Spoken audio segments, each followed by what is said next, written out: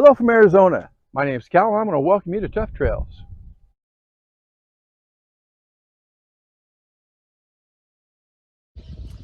Hello from Arizona. My name is Cal and I want to welcome you to the Tough Trails DIY series. Let's get her going. So basically, this is a Suzuki Sidekick. Anybody with a Suzuki Sidekick knows this is not the right size battery.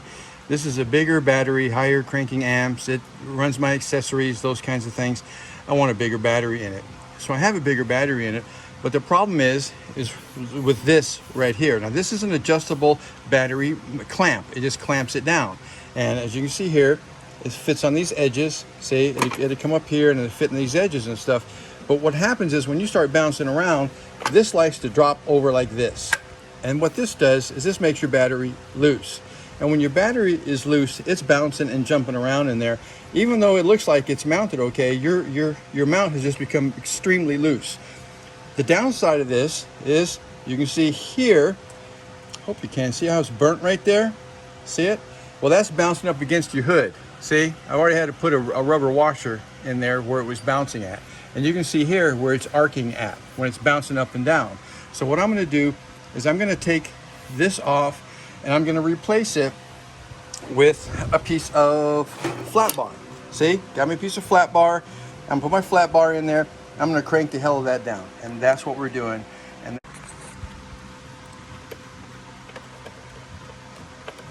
all right, come on. Cooperate. I hate these old rusted little nuts and stuff. They come on. They make you think that they're turning, but actually the whole post has come out and it's turning. So, and this one right here, this is pretty easy, I think. You'll probably catch a burr or something in a thread or something somewhere.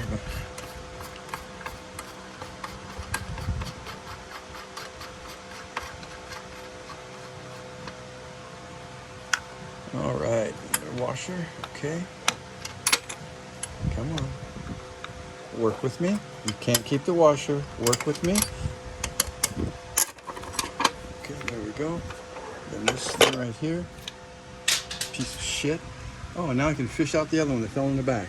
Oh, awesome. All right, well, I'm gonna need 2 hands for that, so I'll be right back. All right, I think we got it. Let's see if we can do this with 1 hand.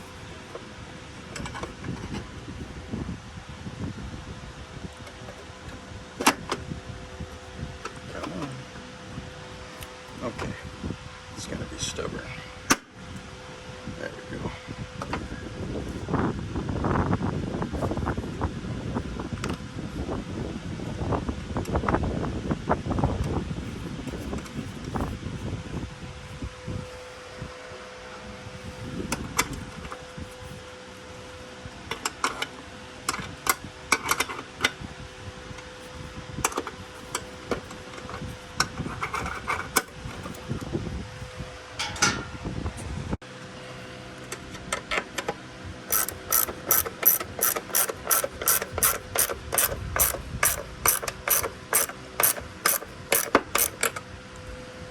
Okay.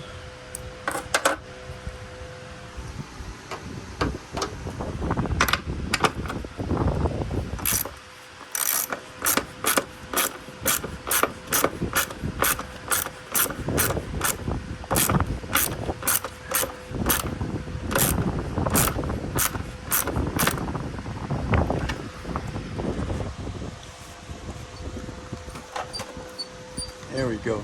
Ain't moving now. All right, cool. Okay, now I did not plan on changing out my fancy battery clamps here, but as you can see, this thing's got a crack and it's broke already. So, yeah, that's not gonna work for me. So I'm gonna try these new fancy high-tech ones right here. See them? Let me see if you can see the bottom. Nice and smooth. It's made out of aluminum block or something. It looks very high-tech. So let's see what I can do with it. All right, cool. I'm gonna try to put those on. All right, so these are kind of cool looking. Can you see them here?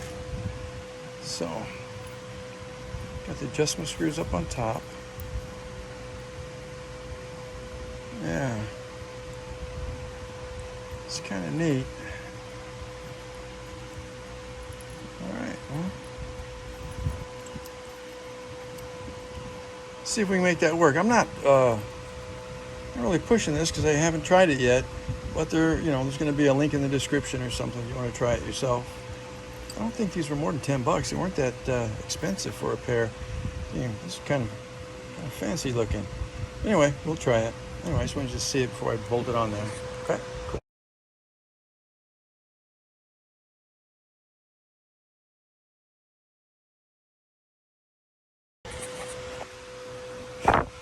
Also, guys, if you don't have one of these, your post cleaner, this top comes off and it goes into your battery cleaner and clean out the clamp. It cleans out the clamp.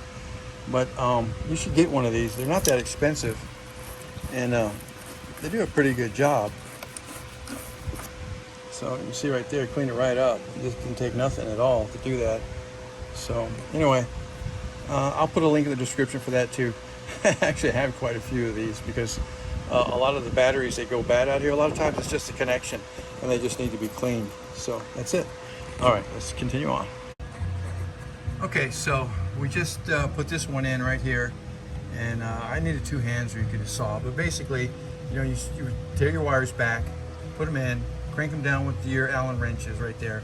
Same with the little 12 and 10 gauge ones here as well. Clamp that down and you're on, and that's it, okay? Just like that. So I'm gonna do this other ugly one and we'll be back. All right, cool.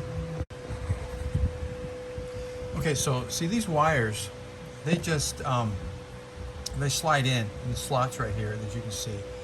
Make sure that there's good focus there. And then this one right here is for the bottom hole, and this one right here is for the top hole. Okay, so we put this wire in for the bottom. Okay, we just have to extend it, put some shrink wrap on it right there, or heat shrink, whatever you want to call it. And now we're going to put on the other cables. Okay, just want to show you how those these little ports right here work for you. All right, cool.